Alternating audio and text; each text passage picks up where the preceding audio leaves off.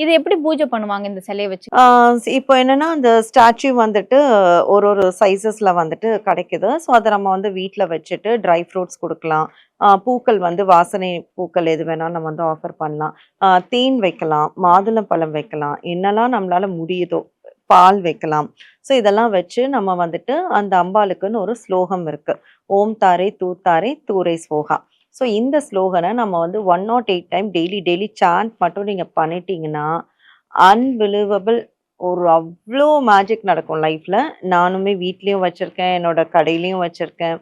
என்னோட ஆஃபீஸ் ஸ்பேஸ்லயும் வந்து கிரீன் தாரா வந்து இருக்காங்க. ஸோ அவங்க இருக்கிற இடமே வந்து ஒரு பாசிட்டிவ் வைபா வந்து மாறும்.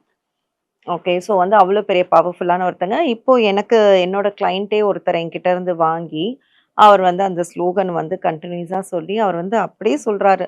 "ஆ மேடம் எனக்கு வந்துட்டு நெறைய மிராக்கிள் நடக்குது. எனக்கு நல்லா தெரியுது அவங்க என்கிட்ட வந்து பேசுறாங்க. அ லைக் ஏதாவது ஒரு விஷயம் எனக்கு சொல்லணும்னா, அவங்க டங்குன்னு அடிக்கிற மாரி ஒரு விஷயம் எனக்கு வந்து அ புரியுது. இன்ட்யூஷன் வந்து சொல்லுது."